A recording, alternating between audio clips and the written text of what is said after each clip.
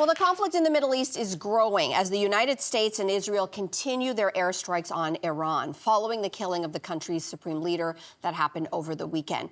Well, U.S. Secretary of War Pete Hegseth said this morning their mission is to destroy the country's missiles, navy, and nuclear program. Now, what is Canada's response to all of this? Well, our Prime Minister Mark Carney said Saturday that this country supports the U.S. acting to prevent Iran from threatening international peace and security.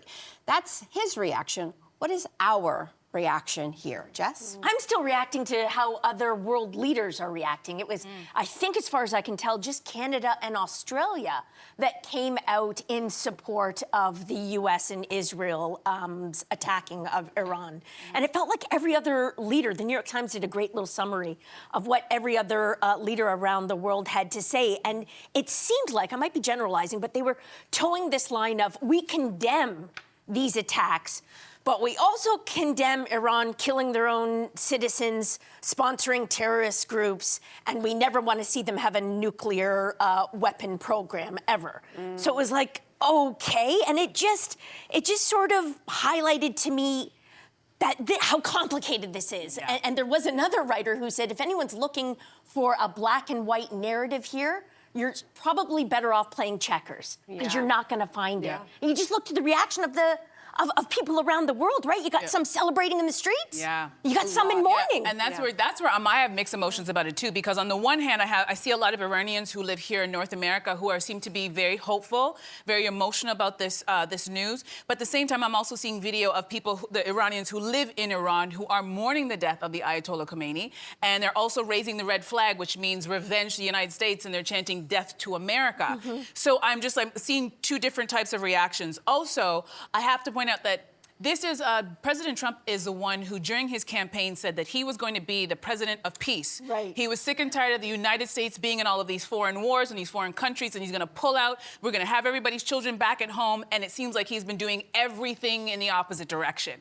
So I don't understand it. It's also, this is it's illegal, it's unconstitutional, and it seems very self-centered and very presidential of him. This is what he wants to do. And, you know, while everybody has their opinions about war, I think we should not have a short-term memory. War can be very easy to get into and very challenging to get out of. And it feels like, while you've gotten rid of one regime, well, who's coming in next? Well, that's the question mark for me. Who's coming in next? Are they going to be better? Who is that person? And is Donald Trump the person to appoint the new regime for Iran? He says he's going to let the people decide. I mean, it sounds like it's sort of very, very hopeful, but almost naive, because we know what happened. It's been over 20 years since the U.S. led invasion in Iraq, and again, Saddam Hussein was taken out. And then, while I think there's many people who would say that things are better, there's also been a ton of civilian deaths. I think over 200,000 civilians have killed since the invasion. So a lot of Iraqis feel like I think that they would say that it's been a very painful process, and it still isn't over yet. So this idea that they can go in, they want this to be a quick war, and that they're going to get out and leave it to the people. I mean, just imagine for a moment that this happened anywhere else in the world. Can you imagine for a moment if somehow Donald Trump was taken out?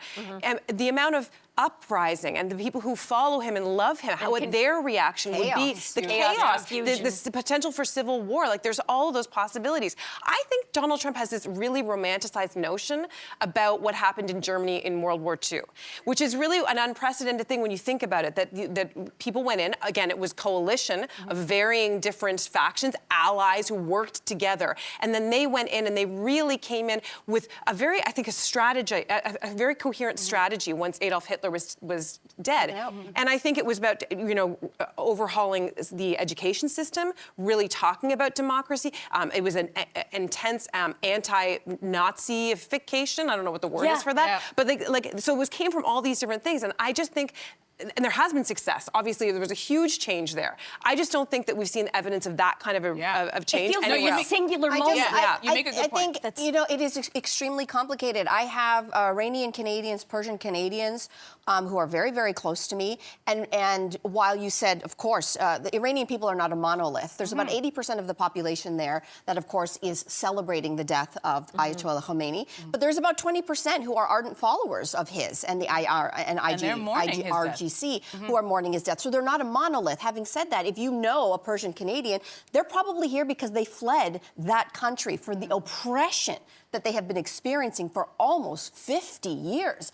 And the thing that I see across the board is Who are we as people comfortably sitting in our bedrooms and living rooms in North America to say, you know what, you don't deserve freedom or you don't deserve your rights? One of the videos that hit me the hardest this weekend was seeing women in the streets of Tehran without their headdresses on who were celebrating because they had one little moment of freedom. Now, this is a moment. We have no idea what's coming next. We don't know if it's going to be worse. According to a lot of people that I've spoken to, they said there could be nothing worse than what we've been living in for the last 47 years. So how dare anybody else in the world with a nice postal code tell us what we deserve? Yeah. Having said all of that, I'm also conflicted. Trump is going in and unilaterally being the world's police without any Congress, without any coalition behind him. Doing it illegally, saying, unconstitutional. He feels very undisciplined. He feels very unplanned. They were he in the feels middle very of talks. Unpredictable. So even sometimes the bad guys accidentally can do the right thing. And I just think, but the problem is, where do his sights turn next? For now, it's not Greenland. For now, it's not Canada. For now, it's Iran. What happens next? Who and where does he go to next? So they can celebrate him, and I will support Iranian Canadians who are celebrating. Absolutely. My worry is for Trump. Why are you worried about him? As a Canadian. He wants us to be the 51st state. He could turn his impulsivity to us next week. Well, let's not put any of those ideas out there because you know this man doesn't really think. But I do want to mention, like, there's a huge similarity between Donald Trump and the Ayatollah. Both of them are anti-science, anti-women's rights, anti-LGBTQ, anti-democracy, anti-free speech. And the only narrative they like is their own. So while we are saying, well, you know, sometimes the bad guy does good stuff, it's like, well, which one of them is the bad guy? Wow. Because if you write it down on paper, they're both doing the same thing to their people. I hate to say this story is just starting. Oh. It is just starting, so we just wish everybody the best and safety for all.